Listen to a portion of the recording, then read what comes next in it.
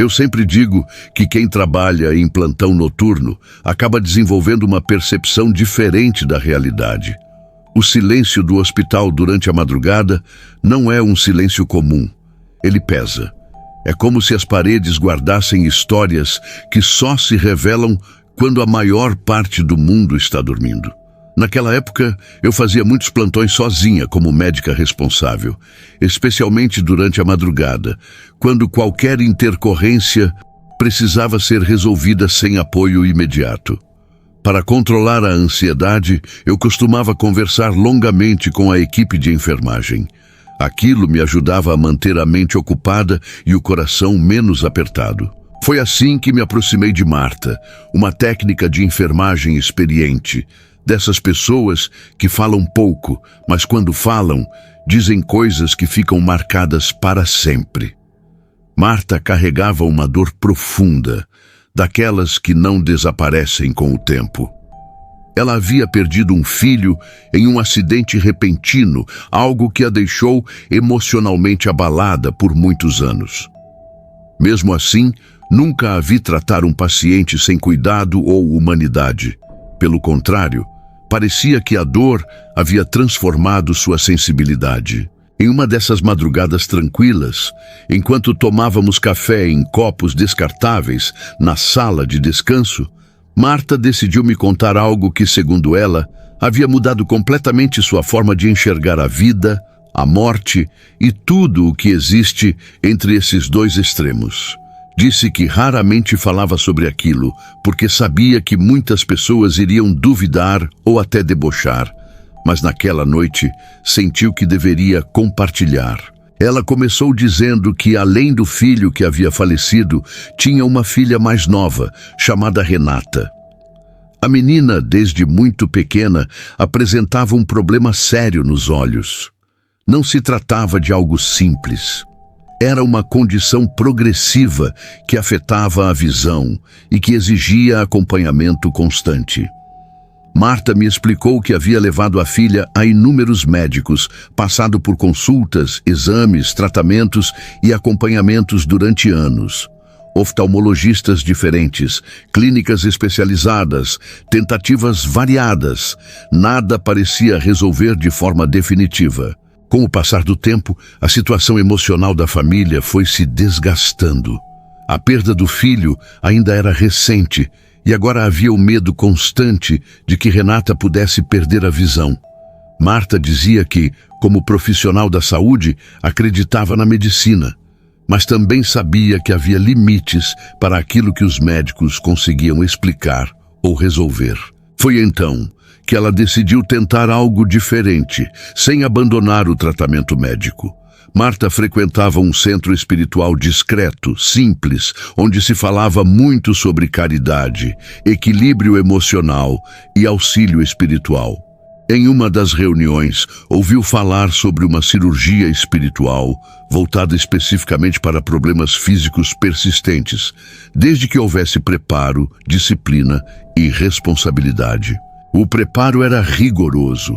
Renata precisaria ficar em jejum de carne vermelha e bebidas alcoólicas por um período determinado, manter pensamentos elevados, realizar preces diárias, tomar um banho antes de dormir e vestir roupas limpas e claras. No quarto, seria colocada uma bacia simples sobre uma pequena mesa coberta com uma toalha branca. Tudo deveria ser feito com respeito e concentração. Renata era adolescente, tinha cerca de 13 ou 14 anos, estudiosa, tranquila, mas bastante cética. Não frequentava o centro com a mãe e tinha receio dessas práticas. Mesmo assim, aceitou participar, principalmente por respeito à mãe e pela dor que ainda envolvia a morte do irmão. Marta deixou claro que aquilo não substituía o tratamento médico, mas seria apenas um complemento. Na noite marcada, Renata seguiu todas as orientações. Fez uma prece simples, sem grandes expectativas, e adormeceu rapidamente. Durante a madrugada, algo estranho aconteceu. Enquanto dormia profundamente, começou a ouvir vozes muito baixas, como se pessoas conversassem cuidadosamente ao seu redor. Não eram vozes ameaçadoras, mas havia algo de solene naquele tom. Ela sentiu dificuldade para se mexer e, de repente, percebeu que alguém tocava seu rosto. Primeiro um olho, depois o outro, sendo abertos com delicadeza.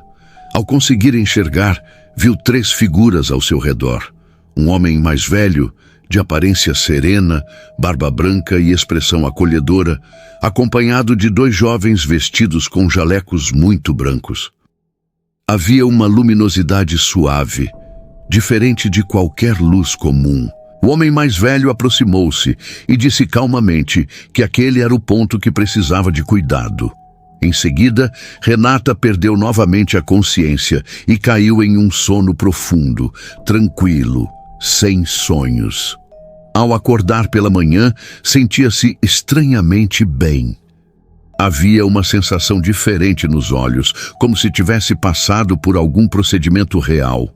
Não era dor, mas uma leve sensação de sensibilidade, semelhante ao que se sente após uma intervenção médica. Quando Marta chegou do plantão e encontrou a filha na cozinha, perguntou se tudo havia sido feito corretamente. Renata contou detalhadamente o que havia vivido durante a noite, sem saber se aquilo havia sido um sonho ou algo além disso. Ao ouvir o relato, Marta ficou paralisada. Sem dizer uma palavra, saiu do ambiente e retornou com um livro antigo, de capa simples, que guardava com muito cuidado. Ao mostrar a imagem da capa para a filha, Renata ficou assustada e afirmou imediatamente que aquele era o homem que havia visto durante a noite. O nome no livro era Dr. Samuel de Alencar, conhecido no meio espiritual como um médico que atuava auxiliando tratamentos espirituais e inspirando médicos encarnados. Marta chorou naquele momento, tomada por uma mistura de emoção, medo e gratidão. Com o passar dos meses, os exames médicos começaram a apresentar melhoras inesperadas. A condição ocular de Renata estabilizou e, posteriormente, regrediu de forma surpreendente. Os médicos não conseguiam explicar completamente o que havia acontecido, mas confirmavam que a menina estava bem. O acompanhamento médico continuou normalmente, mas o problema que a acompanhava desde a infância não voltou a se manifestar. Marta dizia que não se tratava de milagre isolado, mas de uma combinação de fatores. Para ela, fé, medicina e equilíbrio emocional haviam caminhado juntos. A perda do filho jamais deixou de doer, mas ela dizia ter aprendido que a morte não representa o fim. Apenas uma separação temporária. Sua vida passou a ser ainda mais dedicada à caridade, ao cuidado com o próximo e ao respeito pelo sofrimento alheio. Com o tempo, perdi o contato com Marta. Mudanças de escala, transferências e o próprio ritmo da vida nos afastaram. Ainda assim, aquela história nunca saiu da minha mente. Foi através dela que passei a enxergar a existência com mais profundidade e humildade. Aprendi que há coisas que a ciência ainda não consegue explicar, mas isso não diminui sua importância. Pelo contrário, amplia a necessidade de equilíbrio entre razão e espiritualidade. Até hoje, quando faço um plantão noturno e o silêncio se instala nos corredores, lembro-me dessa história e compreendo que a vida continua além daquilo que os olhos conseguem ver. A dor pode transformar, a fé pode confortar e o bem nunca é esquecido. Meu nome não importa. O que importa é o que vivemos naquela época e o que jamais conseguimos esquecer. Sempre acreditei que certas experiências não escolhem pessoas específicas.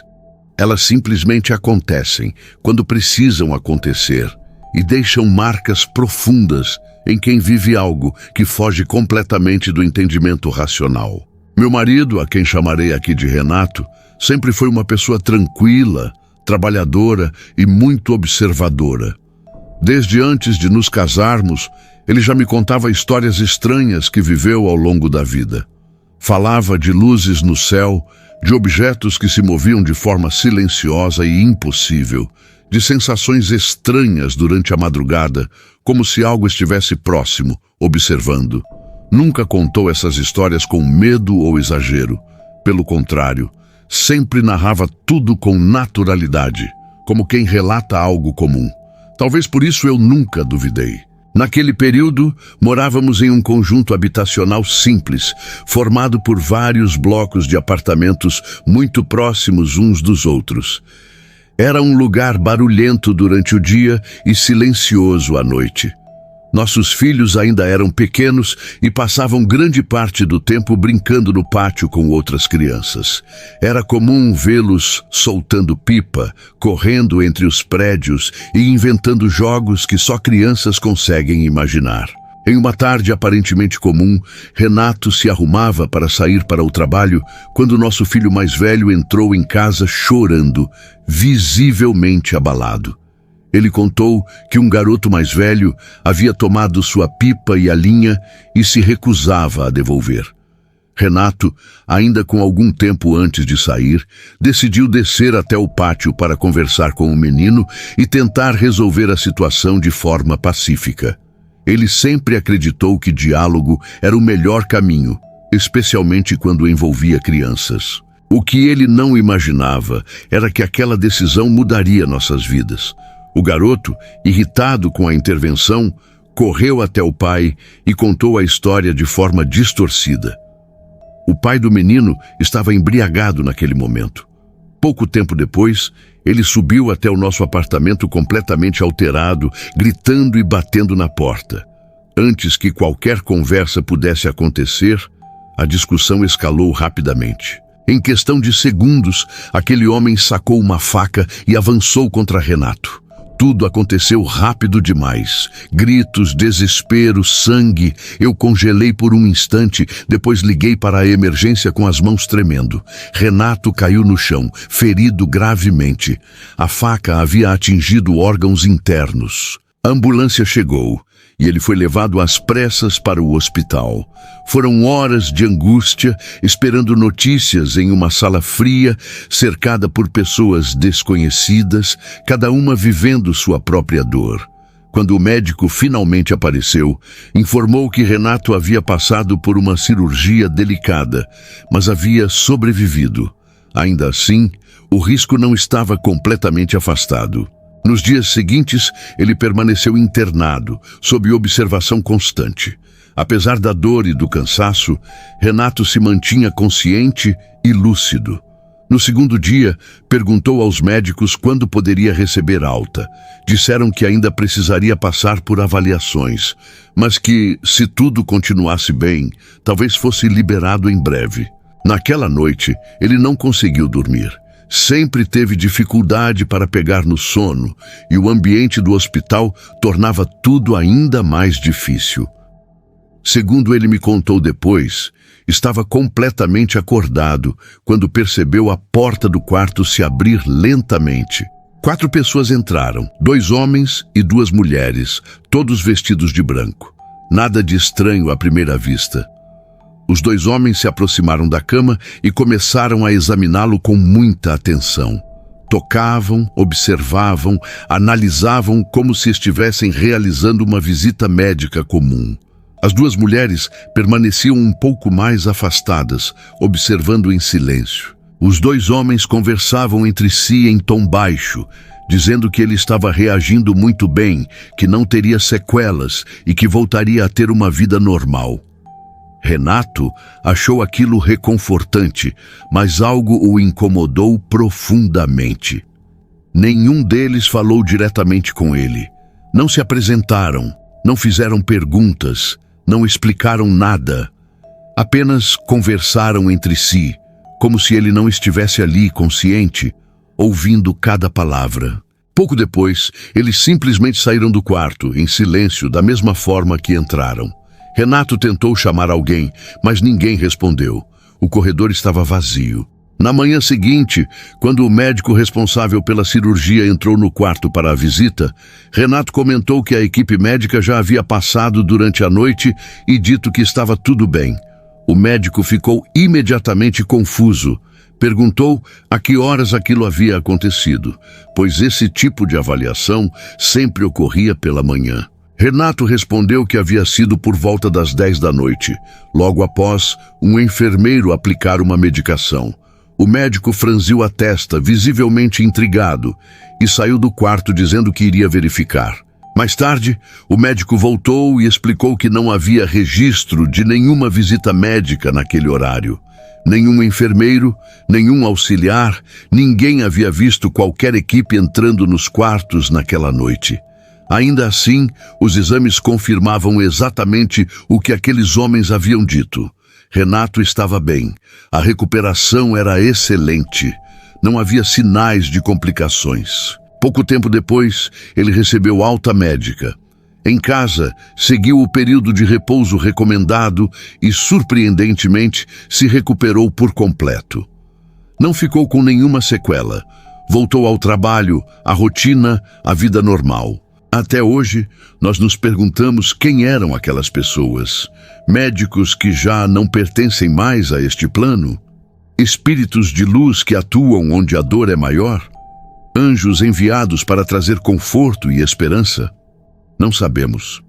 O que sabemos é que aquela visita trouxe paz em um momento de desespero e confirmou algo que sempre acreditamos. Ninguém está realmente sozinho nos momentos mais difíceis. Essa experiência reforçou nossa fé na vida além do que os olhos podem ver e nos fez entender que existem coisas que a ciência ainda não consegue explicar, mas que nem por isso deixam de ser reais. Eu nunca imaginei que uma das histórias mais perturbadoras e, ao mesmo tempo, mais inexplicáveis da minha vida estaria ligada à minha própria família. Durante muitos anos, esse relato foi contado apenas em reuniões íntimas, sempre em tom baixo, como se falar alto pudesse despertar algo que deveria permanecer adormecido. Hoje, criei coragem para contar tudo exatamente como me foi relatado, sem exageros, sem invenções, apenas a verdade que atravessou gerações. O que vou narrar aconteceu muito antes de eu nascer, mas foi vivido por uma parente direta da minha avó, uma mulher simples, humilde e profundamente religiosa. Vou chamá-la aqui de Helena. Ela morava em uma pequena cidade do interior, onde todos se conheciam e onde a fé ainda era um dos poucos refúgios contra a dor e a miséria. Helena teve muitos filhos e uma vida marcada por dificuldades. Trabalhava lavando roupas para fora, costurando quando aparecia algum serviço e cuidando da casa praticamente sozinha, já que o marido passava longos períodos fora tentando garantir algum sustento. Entre seus filhos havia um menino chamado Rafael, o mais novo de todos, que ainda era muito pequeno quando algo terrível começou a acontecer. Rafael tinha apenas 3 anos de idade quando Helena percebeu um pequeno caroço surgindo em seu pescoço. No início, parecia algo simples, talvez uma inflamação passageira. Mas com o passar das semanas, o inchaço começou a crescer de forma assustadora. O que antes cabia sob a ponta dos dedos tornou-se uma massa dura, visível, que chamava a atenção de qualquer pessoa. O tumor continuou crescendo até atingir um tamanho desproporcional para o corpo frágil da criança. Era quase do tamanho de uma fruta grande, deformando o pescoço de Rafael e causando dores constantes. Ele chorava dia e noite, tinha dificuldade para engolir e mal conseguia dormir. Helena se sentia impotente, pois naquela época o acesso a médicos era extremamente limitado, principalmente para famílias pobres como a dela. Ela tentou tudo o que estava ao seu alcance, procurou curandeiros, fez chás, rezas, promessas, mas nada parecia surtir efeito. O dinheiro que ganhava mal dava para alimentar os filhos, quanto mais pagar por consultas ou tratamentos especializados. Cada dia que passava era uma tortura emocional maior do que o anterior. Em uma noite especialmente difícil, Rafael chorava sem parar, contorcendo-se de dor. Helena, exausta, sentou-se ao lado da cama improvisada e começou a chorar silenciosamente. Foi nesse momento que ela se lembrou da própria mãe, já falecida há muitos anos.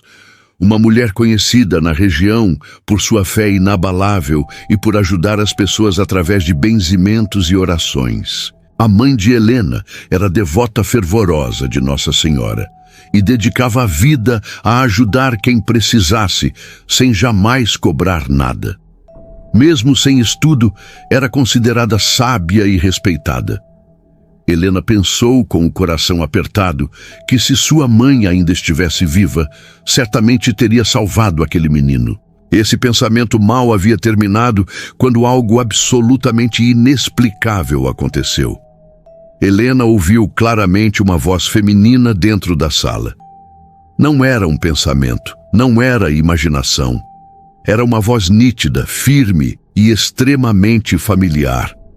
A voz disse que ela deveria ir à feira no dia seguinte, comprar um pano branco, uma fita branca, uma vela branca e uma tesoura.